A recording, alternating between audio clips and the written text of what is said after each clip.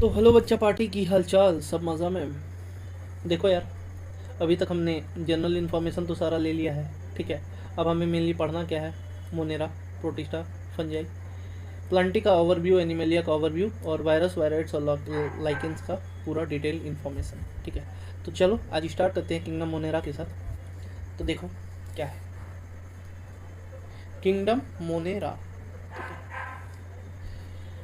इसका sole member कौन होता है? तो बैक्टीरिया होता है। अब इसको पढ़ने से पहले सबसे पहले हम लोग देख लेते हैं इसका रफ ओवरव्यू क्या क्या है, क्या क्या इसमें पढ़ना है। तो देखो मोनेरा ये क्या है? तो ये प्रो कैरियोट्स है। क्या है? प्रो कैरियोट्स है। तो अब सबसे पहले जानते हैं इसका जो मेन कैरेक्टर है, वो कैरेक्टर है क्या? इसका cell wall, cell wall of Monera, ठीक है। देखो तो इसका जो सेल वॉल है, अगर मैं सेल वॉल बनाऊं तो देखो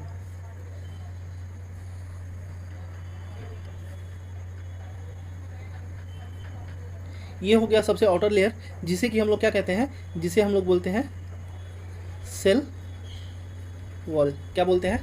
सेल वॉल। ये सबसे आउटर लेयर है, बट इसके अंदर में और कुछ भी तो कंपोनेंट्स होते हैं, वो क्या होते हैं वो जानते हैं। तो देखो सबसे पहले अगर मैं बात करूँ सेल वॉल की, तो इसका सेल वॉल बना हुआ किसका है? तो वो सेल वॉल बना हुआ है पेप्टाइडो ग्लाइकेन प्लस म्यूरिन। किस चीज़ का बना हुआ सेल वॉल है? तो पेप्टाइडोग्लाइकेन प्लस म्यूरिन है। इसको अगर हम दूसरे वर्ड में बोलें तो ये बना हुआ है किसका? ये बना हुआ है पॉलीसेकेराइड का, ठीक है, और प्लस एमिनो एसिड का। ये तो मैंने एसिड का, ये तो मैंने बात कर ली तुमसे इसके सेल वॉल की। अब अगर सेल वॉल है भैया, तो सेल वॉल के अंदर में क्या होगा? सेल मेम्ब्रेन भी तो होगा ना।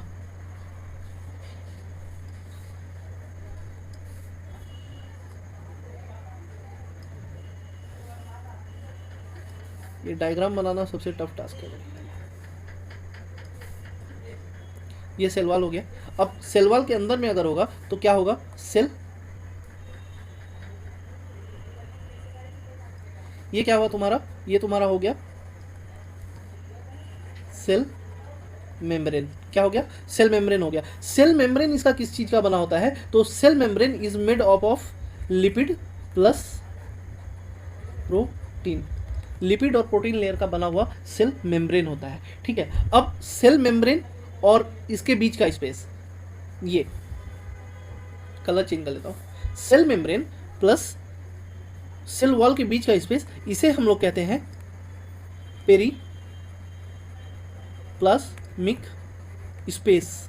क्या कहते हैं? Periplasmic space. ये जो है तुम्हारा पेरीप्लाज्मिक स्पेस, ये तुम्हारा किसके तरह होता है? तो ये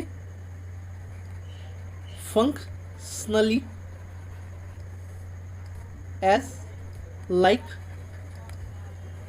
लाइसोसोम। लाइसोसोम को हम लोग क्या बोलते हैं? सुसाइडल बैग ऑफ सेल बोलते हैं। एनिमल सेल में बोलते हैं ना, लाइसोसोम को सुसाइडल बैग ऑफ सेल बोला जाता है। तो उसी तरह इसमें एनालॉगस स्ट्रक्चर कौन सा होता है? वो होता है पेरीप्लाज्मिक स्पेस।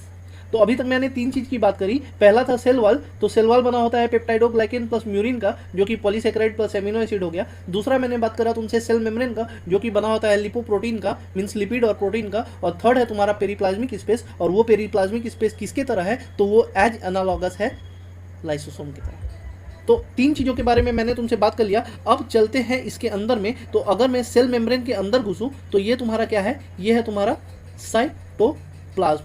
क्या है? साइटोप्लाज्म है। तो बट साइटोप्लाज्म ऑफ मोनेरा, ध्यान से सुनना, साइटोप्लाज्म ऑफ मोनेरा, उसमें जो है तुम्हारा मेम्ब्रेन अब्सेंट होता है। मेम्ब्रेन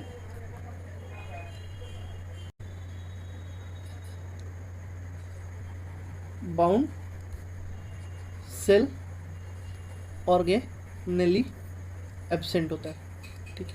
यहाँ तक समझ आ गया? अब इसके अंदर ये जब मैंने तुमसे बात कर ली, तो सबके बारे में अगर बात हो गई, तो फिर राइबोसोम को क्यों छोड़ना? और अगर मैं राइबोसोम को नहीं छोड़ूं, तो अगर मैं तुमसे राइबोसोम की बात करूं, तो राइबोसोम इसका कैसा होता है? तो राइबोसोम होता है यहाँ पे अगर मैं बना दूँ राइबोसोम, तो ये राइबोसोम होता है 70S। किसके जैसा होता है? ये राइबोसोम होता है 70S।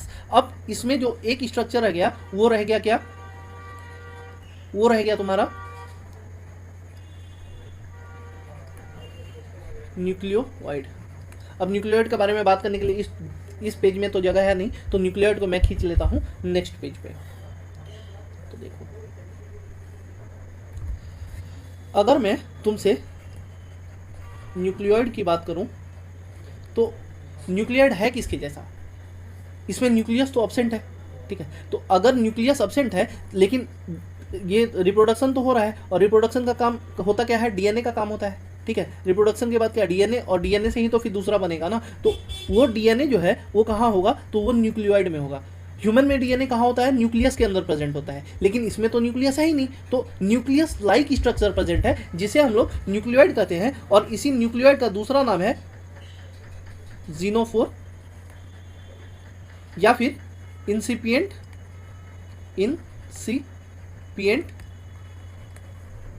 न्यूक्लियस, ठीक है। अब देखो इसमें क्या होता है, तो इसमें न्यूक्लियर मेम्ब्रेन पहले बता चुका हूं एब्सेंट होता है। अच्छा, अगर न्यूक्लियर मेम्ब्रेन एब्सेंट है यानी कि तुम्हारा ट्रू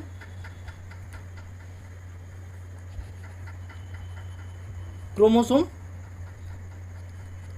एब्सेंट, ठीक है। तो ट्रू क्रोमोसोम भी एब्सेंट नहीं हुआ, लेकिन क्रोमोसोम तो प्रेजेंट है, ठीक है। तो उसे हम लोग क्या कहते हैं? उसे हम लोग कहते हैं फॉल्स क्रोमोसोम। क्या कहते हैं? False chromosome. यहां तक कोई दिक्कत नहीं है। अच्छा, अब जैसे हम लोगों का है, तो हम लोगों में क्या होता है? डबल स्ट्रैंडेड डीएनए, वो अभी क्लास 12th में तुम लोग पढ़ोगे मॉलिक्यूलर बेसिस में, कि हमारा जो डीएनए है वो हिस्टोन प्रोटीन के चारों तरफ रैप्ड होता है, ठीक है, ऑक्टामर बना के। बट यहाँ पे DNA, double stranded DNA present तो है, डबल स्ट्रैंडेड डीएनए प्रेजेंट, ठीक, बट नेकेड, ठीक है। अच्छा, एक और बात कि हमारे में जिस तरह से हिस्टोन प्रोटीन होता है, तो यहाँ पे हिस्टोन प्रोटीन नहीं होके यहाँ पे नॉन हिस्टोन प्रोटीन प्रेजेंट, जिसको कि हम लोग क्या बोलते हैं? पॉलीअमाइंस बोलते हैं, पॉलीअमाइंस। यहाँ तक कोई दिक्कत है? पक्का समझ आ रहा है? चलो अब देखते हैं एनसीईआरटी माता क्या कहती है।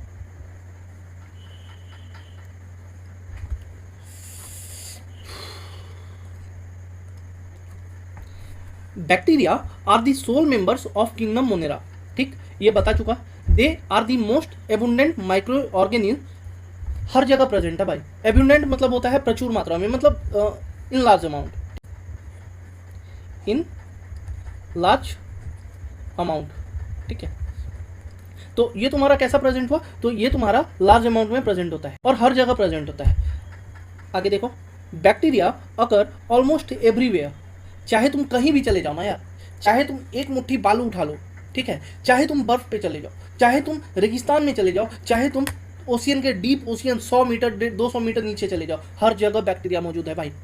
तुम खुद समझो, अगर नहीं होगा तो इसमें क्या कहते हैं, ओशियन में फिशेस मरती हैं, बड़े बड़े वेल्स मरती हैं, शार्क मरती हैं, ये सब वहाँ इकट्ठा होने लग जाएंगे ना, लेकिन ऐसा होता तो नहीं है। तो उसे डिग्रेड कौन कराता है? डिग्रेड कराने के लिए तो ये बैक्टीरिया होते हैं ना, ये माइक्रो ऑर्गेनिज्म होते हैं ना, तो ये हर जगह मौजूद है।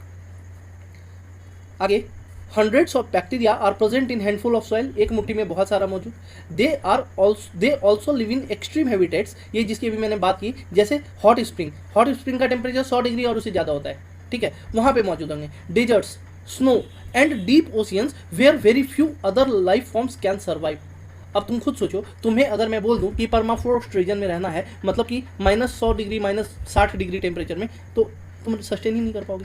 हम लोग लेदर जैकेट पहनने लग जाएंगे, फिर भी हमें वहाँ पे दिक्कत होगी। लेकिन बैक्टीरिया कौन सा लेदर जैकेट पहनता है? बैक्टीरिया भी तो लेदर जैकेट नहीं पहनता ना, बट उसके बावजूद उसे दिक्कत नहीं होती, ठीक है, समझ आ रहा है? अब देखो, many of them live in और on other organism as parasites. यहाँ एक वर्ड गौर करने वाला ये है कि इन और ऑन, या तो अंदर या फिर ऑन या उसके ऊपर, दोनों वे में रह सकता है। एक एग्जांपल देता हूँ, जैसे हमारा बॉडी है, ठीक है, हमारे बॉडी में क्या है, बैक्टीरिया स्टोमक में रह रहे हैं, तो वो इन हो गया ना। बट अगर मैं तुमसे बात करूं उसी जगह पे कि मान लो कोई डेड बॉडी है, डिकेड बॉडी है, तो उसके अंदर थोड़ी ना है भाई, उसको डिग्रेड कराना है तो उसके ऊपर होगा ना। समझ आ रही है बात?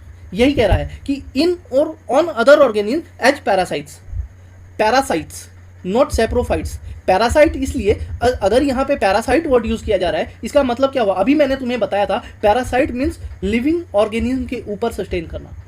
अगर डेड एंड डिकेड के ऊपर है तो इट विल बी सेप्रोफाइट। पक्का? बैक्टीरिया आर ग्रुप्ड अंदर, ये मैं तुम्हें पहले पढ़ा चुका हूं, रिवाइज करा रहा हूं, तो देख लो। Bacteria are grouped under 4 categories based on their shape. अच्छा, अब इसके शेप की बात आ गई, ठीक है, तो देखते हैं क्या होता है। Bacteria are grouped under 4 categories based on their shape. ठीक है, शेप की बात कर रहा है, शेप के बेसिस पे बैक्टीरिया कितने टाइप का है, तो 4 टाइप का है। कौन कौन सा? एक कोकी हो गया, कॉकस, दूसरा बेसिलस, तीसरा स्पाइरिलम और चौथा विब्रियो। कॉकस, बेसिलस, स्पाइरल और विब्रियो। अब इसे डिटेल में देखते हैं कि ये क्या है। स्फेरिकल है तो उसे हमने क्या बुला दिया, कोकस। प्लूरल फॉर्म उसका होता है कोकाई। ठीक है, द रॉड ये है तुम्हारा कोकस। ठीक है, स्ट्रेप्टोकोकस एग्जाम्पल तुम नोट कर सकते हो यहाँ पे, जैसे स्ट्रेप्टोकोकस। अगर तुमसे पूछा जाए स्ट्रेप्टोकोकस का शेप कैसा है, तो you will say that it is spherical in shape. Okay, चलो अब दूसरा आते हैं बेसिलस। ठीक है, प्लूरल फॉर्म है बेसिली, बहुत सारा दिया हुआ है तो बेसिली। ठीक है, तो बेसिली का मतलब होता है रॉड शेप्ड। कैसा? Rod shaped. अच्छा, गौर करने वाली बात यहाँ ये है कि ये जो तुम्हारा किस प्रकार का दिख रहा है, ये एक स्पून के टाइप का दिख रहा है ना। ये देखो, ये एक स्पून के टाइप का दिख रहा है ना। ठीक है, तो ये जो स्पून टाइप का है, इसमें जो ये बीच का पोर्शन है, इसे हम लोग कहते हैं इंडोस्पोर। क्या कहते हैं? इंडोस्पोर। उसके बाद the comma set विब्रियम, vibrio and the spiral, spirillum. ठीक है, ये तुम्हारा कॉमा से स्पाइरल शेप्ड हो गया और ये कॉमा शेप्ड हो गया, इसको हम लोग कहते हैं विब्रियो। यहाँ तक कोई दिक्कत? आगे चले, देखो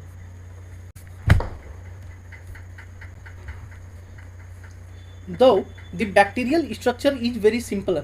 यार यूनिसेलुलर है, कितना कॉम्प्लेक्स स्ट्रक्चर होगा, नहीं हो सकता ना। They are very complex in behaviour. समझने वाली बात यहाँ ये है कि यूनिसेलुलर होते हुए भी, सिंपल स्ट्रक्चर होते हुए भी इसका बिहेवियर कॉम्प्लेक्स है। अब देखते हैं बिहेवियर कॉम्प्लेक्स कैसे है। यार एक बैक्टीरिया है, यूनिसेलुलर बैक्टीरिया, हमारे बॉडी में पेनिट्रेट कर जाता है। यही यूनिसेलुलर बैक्टीरिया फैगोसाइट कर जाता है, यही यूनिसेलुलर बैक्टीरिया हंटिंग कर जाता है। तो एक छोटा सा देखन में छोटन लागे घाव करे गंभीर, ये कहावत सुनी है ना, तो वो इसी बैक्टीरिया पे चरितार्थ होता है। ठीक है, कि देखने में तो ये यूनिसेलुलर है तो यार क्या ही सेफ हो जाएगा, बट उसके बावजूद है ये बड़ा खतरनाक। हमारे नो डाउट कि हमारे बहुत सारे डेली यूज़ में भी ये काम आता है, दही जमाने में काम आता है, बहुत सारा यूज़ है इसका। ठीक है, बट अगर ये अपनी औकात पे आ जाए ना, तो अगर ये अपने औकात पे आ गया तो इंसान को खत्म करने में भी टाइम नहीं लगेगा। अभी वो भी एग्जांपल देखेंगे, जैसे टाइफाइड हो गया यार, साल्मोनेला टाइफी, नेग्लेक्ट करके देख लो, राम भरोसे। चलो, compared to many other organisms, bacteria as a group show the most extensive metabolic diversity. क्या कह रहा है कि इसका ये बहुत वास्ट डाइवर्सिटी दिखाता है, मेटाबॉलिक डाइवर्सिटी इसका बहुत ज़्यादा वास्ट है। अब सीधा सा बात तुम ये समझो ना, जो बैक्टीरिया डीप ओशियन ट्रेंच में रह रहा है, और जो बैक्टीरिया स्नो वाले रीजन में रह रहा है, और जो बैक्टीरिया तुम्हारा डीप थर्मल वेंट्स में रह रहा है, इन तीनों में समानता तो नहीं होगी ना।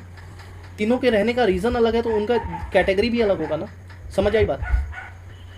सम of the bacteria are autotrophic, that is they synthesize their own food from inorganic substrates. ये याद रखना, किससे बात कर रहा है? इनऑर्गेनिक सबस्ट्रेट से बात कर रहा है। चलो, अब जहाँ बात आ गई बैक्टीरिया के सिंथेसिस की, तो इस पर कुछ टर्म्स देख लेते हैं। क्या क्या? देखो, अगर मैं बात करूं तुमसे बैक्टीरिया की, तो bacteria are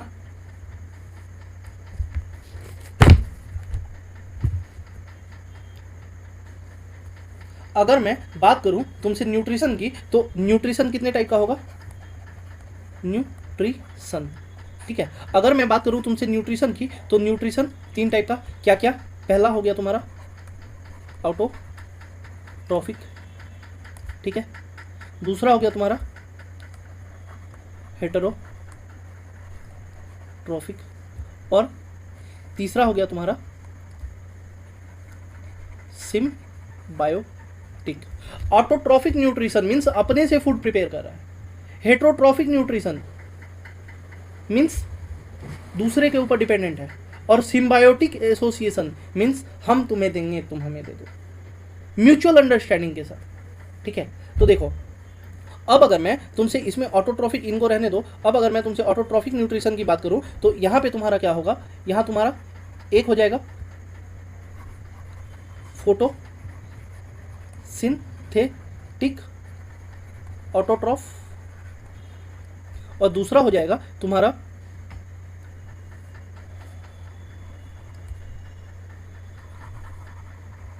chemosynthetic autotroph.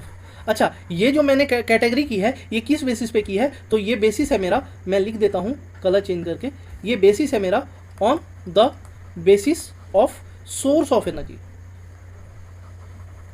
Source of energy. ठीक है, इस बेसिस पे मैं इसे कैटेगराइज कर रहा हूं। तो एक हो गया हमारा फोटोसिंथेटिक ऑटोट्रॉफ, एक हो गया मेरा कीमोसिंथेटिक ऑटोट्रॉफ। फोटोसिंथेटिक ऑटोट्रॉफ खाना कैसे बनाएगा, तो वो खाना बनाएगा in presence of light energy. वहीं अगर मैं तुमसे कीमोसिंथेटिक ऑटोट्रॉफ की बात करूं तो ये खाना कैसे बनाएगा, तो ये खाना बनाएगा with the help of chemical energy. Nutrition तीन टाइप के, ऑटोट्रॉफिक, हेटेरोट्रॉफिक और सिम्बायोटिक। अब ऑटोट्रॉफिक न्यूट्रिशन को सबसे पहले कैटेगराइज करो तो photosynthetic autotroph or chemosynthetic autotroph. Photosynthetic autotroph जब भी खाना बनाएगा तो वो बनाएगा in presence of light energy. Chemosynthetic autotroph जब भी खाना बनाएगा वो बनाएगा with the help of chemical energy, जैसे इनऑर्गेनिक सबस्ट्रेट्स, जैसे मेरा H2S हो गया, जैसे मेरा फॉस्फेट हो गया, एटसेट्रा एटसेट्रा। ठीक है, यहाँ तो कोई दिक्कत नहीं है, आगे चलते हैं। अब मैं बात करता हूँ फोटोसिंथेटिक ऑटोट्रॉफ की, किसकी, फोटोसिंथेटिक ऑटोट्रॉफ की। तो फोटोसिंथेटिक ऑटोट्रॉफ क्या करेगा, अभी मैंने बताया लाइट एनर्जी से ये फूड प्रिपेयर करेगा। तो prepare food from light energy. ध्यान देने वाली बात यह है कि ये जो होगा, ये जब भी खाना बनाएगा वो नॉन ऑक्सीजनिक कंडीशन में बनाएगा, ऑक्सीजन की जरूरत इसे नहीं है। ठीक है, तो food preparation is non oxygenic. ठीक है, अच्छा अब अगर मैं तुमसे बात करूं फोटोसिंथेटिक ऑटोट्रॉफ है, तो भाई अगर प्लांट की बात की जाए तो प्लांट को किस चीज़ की ज़रूरत होती है, क्लोरोफिल की ज़रूरत होती है खाना बनाने के लिए। तो इसे भी तो क्लोरोफिल की ज़रूरत होगी ना खाना बनाने के लिए। तो जब इसे क्लोरोफिल की ज़रूरत होगी तो उसे हम लोग कहते हैं कौन सा pigment, bacterio chlorophyll.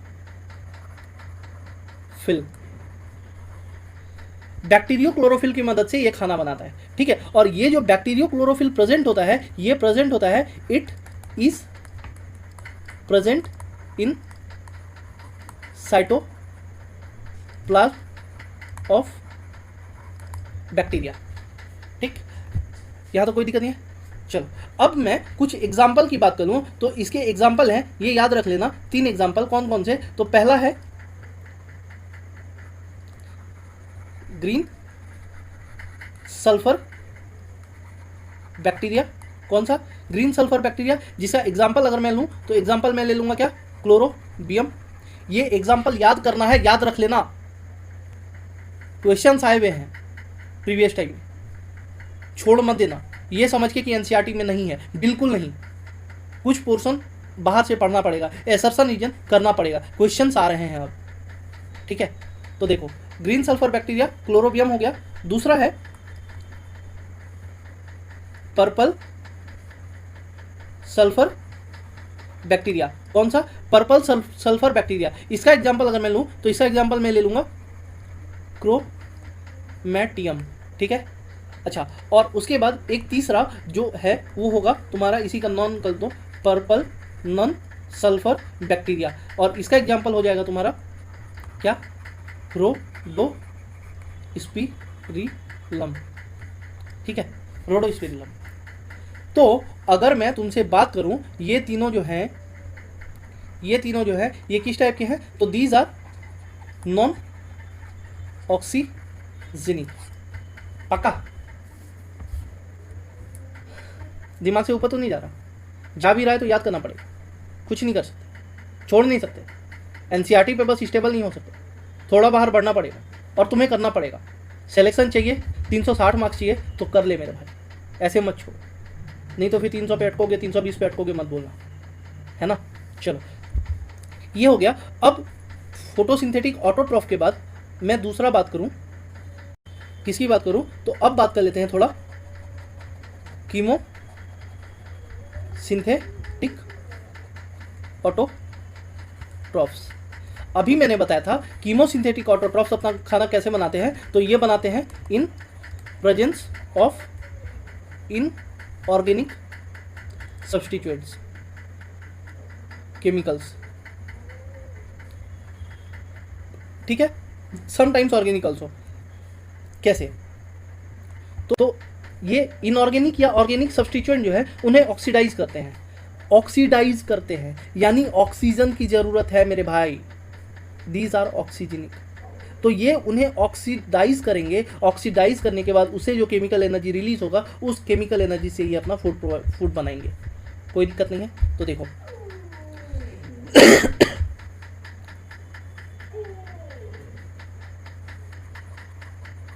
Oxidises chemicals and release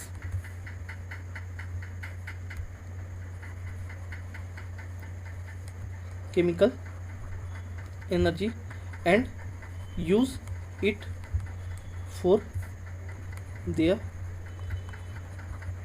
food synthesis। जैसे अगर मैं तुमसे बात करूं तो एक बैक्टीरिया होता है, कौन सा? वो होता है नाइट्रोबैक्टर। आगे एनसीईआरटी में एग्जांपल दिया हुआ है। तो एक बैक्टीरिया होता है नाइट्रोबैक्टर, ठीक है। नाइट्रोबैक्टर क्या करता है? तो ये NO2-, ठीक है, इसे ये ऑक्सीडाइज करेगा और ऑक्सीडाइज करके इसे कन्वर्ट करा देगा NO3- में, प्लस रिलीज एनर्जी, और उस एनर्जी को यूज करके ये अपना खाना बना लेगा, ठीक है। यहां तक कोई दिक्कत? पक्का? तो देखो, अगर मैं तुमसे बात करूं नाइट्रोसोमोनास और नाइट्रोबैक्टर, ठीक है, ये एग्जांपल किसका हुआ? ऑटोट्रॉफ का। लेकिन अगर मैं तुमसे पूछी ये किस ऑटोट्रॉफ का एग्जांपल है, तो तुम क्या बोलोगे? फोटो ऑटोट्रॉफ या कीमो ऑटोट्रॉफ? तो तुम्हारा आंसर होगा कीमो ऑटोट्रॉफ। कोई दिक्कत? चलो, ये तो मैंने बात करी किसकी? Photo autotroph, chemo autotroph. अब आ जाते हैं हेटेरोट्रॉफ पे। किस पे? हेटेरोट्रॉफ पे। तो देखो, इनके खाने का मुख्य source, main source of their energy is dead and decade organic matter, ठीक है। तो अगर वो डेड एंड डिकेड से ले रहा है तब वो क्या कहलाएगा? सेप्रोफाइट कहलाएगा। बट अगर वो यहाँ पे या फिर ओ फ्रॉम लिविंग ऑर्गेनिज्म, अगर इसने लिविंग ऑर्गेनिज्म से लिया तो ये क्या कहलाएगा? तो तब ये पैरासाइट कहलाएगा। यहाँ तक कोई दिक्कत नहीं है। चलो, मैक्सिमम जो भी ये होते हैं, मैक्सिमम जितने भी बैक्टीरिया होते हैं वो कैसे होते हैं? मैक्सिमम बैक्टीरिया आर हेटेरोट्रॉफ, ठीक है। मैक्सिमम बैक्टीरिया जो भी होंगे वो हेटेरोट्रॉफ होंगे। और दूसरी बात कि बैक्टीरियाज आर पोटेंट डिकम्पोजर्स। यहाँ तो कोई दिक्कत? चलो अब आते हैं अपने एनसीईआरटी पे। देखो, they may be photosynthetic autotroph or chemosynthetic autotroph, बता दिया। The vast majority of bacteria are heterotrophs, कोई दिक्कत नहीं है, यानी कि they do not synthesize their own food but depend on other organic or on dead organic matter for food. यहाँ तक कोई दिक्कत नहीं है।